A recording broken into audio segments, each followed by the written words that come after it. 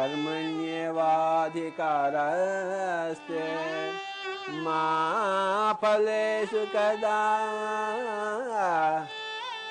कर्मण्येवाधिकारस्ते मा फलेषु कदाचन मा कर्मफलहेतुर्भूर्मा ते संगोस्त्व कर्मणि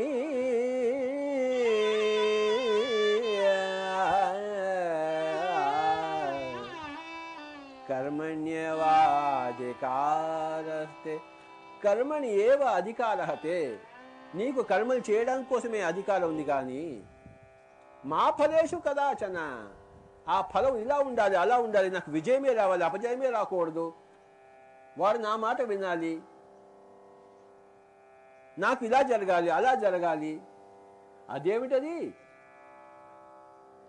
నువ్వు చేసే దాని మీద నీకు అర్హత ఉంది, నీకు జరిగే దాన్ని పట్ల నీకు ఏమాత్రం అర్హత లేదు. ఎలా జరగాలంటే అలా జరుగుతుంది. దానికి 190 లక్షల కారణాలు ఉంటాయి. 190 లక్షల జన్మలు బేరీజు వేసుకోవాలి.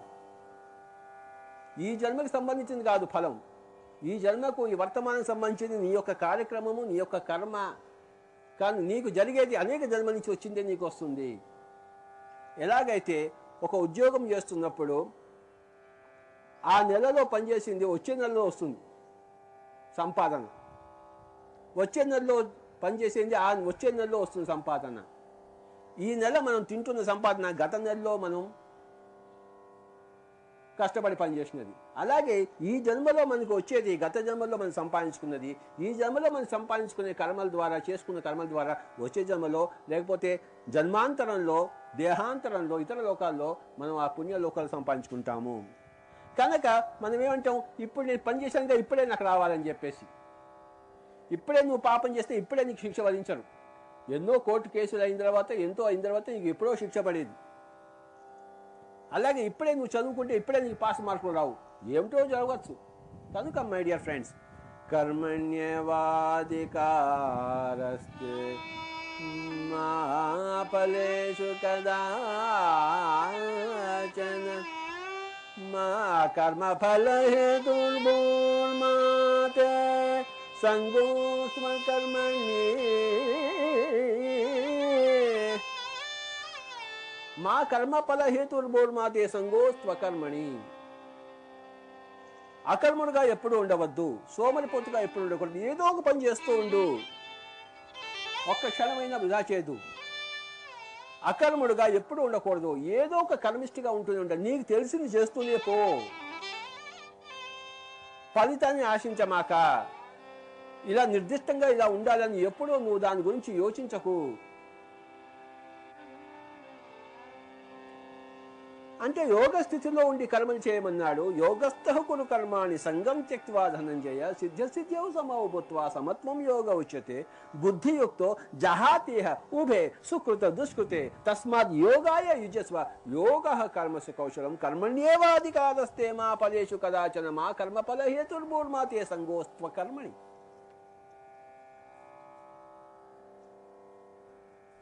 कर्मणि अकर्मयः कर्म अकर्मयः पश्येद अकर्मणि कर्मयः सह बुद्धिमान् मनुष्येषु स युक्तः कृष्ण कर्म करोति. कर्मण्यकर्मयः पश्येद कर्मणि च कर्मः सह बुद्धिमान् मनुष्येषु स युक्तः कृष्ण कर्म कृष्ण कर्म कृष्ण कर्म क्रोध. భగవద్గీతలో కృష్ణ అనే పదము ఒకటే చోట వస్తుంది, ఈ శ్లోకంలో వస్తుంది. కర్మణి అకర్మయః పశ్యేద కర్మణి చ కర్మయః సహ బుద్ధిమాన్ మనుష్యేషు స యుక్తః కృష్ణ కర్మ క్రోధ్. కృష్ణ అనే పదానికి అర్థం ఏంటంటే కృ అష్ణ. అష్ణన్ అంటే భుజించడం, కురు అంటే చేయడం. చేయవలసినవన్నీ చేసి భుజించవలసిన వాటన్నిటిని భుజించిన వాడను కృష్ణ అంటారు. కృష్ణ కర్మ క్రోధ్ అంటే ఇంకా ఏమీ పని మిగలలేదు చేయవలసింది. ఆ శ్రీకృష్ణ పరమాత్మకి, ఆ వేదవ్యాసుల వాళ్ళకి మిగిలిపోయిన కర్మేమీ లేదు. వాళ్ళు అవతరించారు లోకానికి ఎగ్జాంపుల్గా ఉండడం కోసం. లోకానికి వాళ్ళ జీవితం ద్వారా మార్గం చూపించడం కోసం. వాళ్ళకై వాళ్ళు సంపాదించుకోవాల్సినవన్నీ ఎప్పుడో సంపాదించేసుకున్నారు. కృష్ణ కర్మ కృత్. కృష్ణ కురు ప్లస్ అష్నన్. కురు అంటే చేయడం, అష్నన్ అంటే భోజనం చేయడం. చేయవలసినవన్నీ చేసి వాటి ఫలాలన్నీ పొందిన వాళ్ళనే కృష్ణ అంటారు. కృష్ణ కర్మ కృత్. భగవద్గీతలో ఈ ఒక్క శ్లోకంలోనే కృష్ణ అనే పదం వస్తుంది.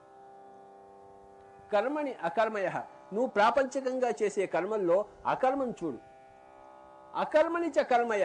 నువ్వు చేసే అకర్మలో, ధ్యానంలో అదే నిజమైన కర్మాన్ని గ్రహించు. అందరూ అంటుంటారు ధ్యానం చేస్తుంటే, ఊరికే కూర్చున్నావు, ఏమీ కర్మలు లేకుండా, ఏమి చేయకుండా సోమరిపోతులా. కాదు నాయన, ధ్యానం నాయన, అదే నిజమైన కర్మయ్యా. నువ్వు చేసే కర్మలు ఉన్నాయే అసలు కర్మలే కావు. నేను చేసే కర్మ ఉందే, ఇదే నిజమైన కర్మ. కర్మణ్య కర్మయ పశ్యేద కర్మణి చ కర్మయ సహ బుద్ధిమాన్ మనుష్యేషు. వాడే మనుషుల్లో బుద్ధిమంతుడు. స యుక్త. వాడే నిజమైన యుక్తి గలవాడు, యుక్తమైన వాడు. కృష్ణ కర్మకు చేయవలసినవన్నీ చేసి పొందవలసిన వాటన్నిటిని పొందినవాడు. భగవద్గీత ద్వారా, ఈ శ్లోకం ద్వారా వేదవ్యాసుల వాళ్ళు ఏం చెప్తున్నారంటే, నువ్వు చేసే ధ్యానమే నిజమైన కర్మ. మిగతా నువ్వు బహిరంగ చేసే కర్మలన్నీ కూడాను ఉత్తుత్తి కర్మలు. ఆ శుభము, ఆ అశుభము, అవన్నీ ఉత్తుత్తి కర్మలు. ఆ దుష్కృతాలు, ఆ సుకృతాలు ఉత్తుత్తి కర్మలు. నువ్వు ధ్యానం చేయి.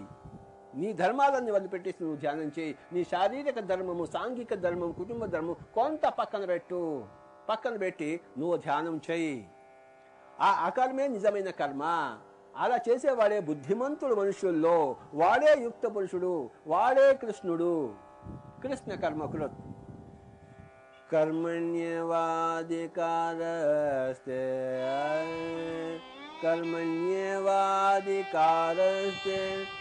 మా ఫలేషు కదాచన మా కర్మఫల హేతుర్భూర్మతే సంగోస్తు కర్మణి.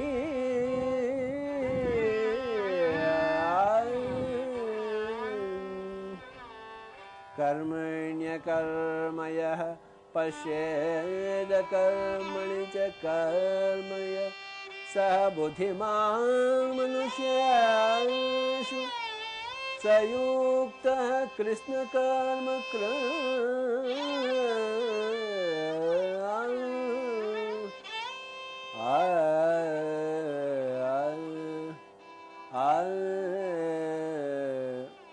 మై డియర్ ఫ్రెండ్స్,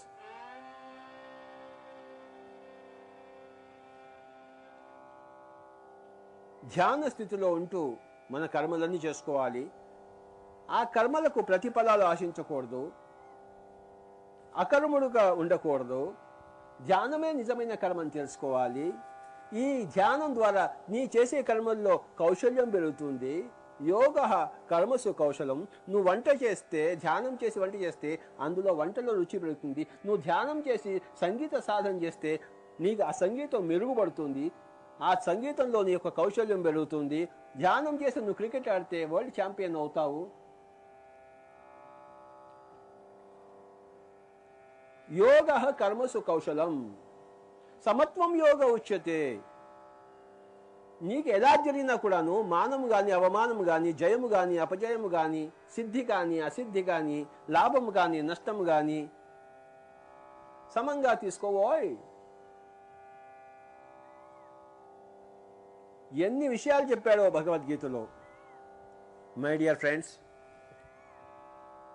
ధ్యానము ధ్యానము ధ్యానము ధ్యానము, ఇదే భగవద్గీత సందేశం.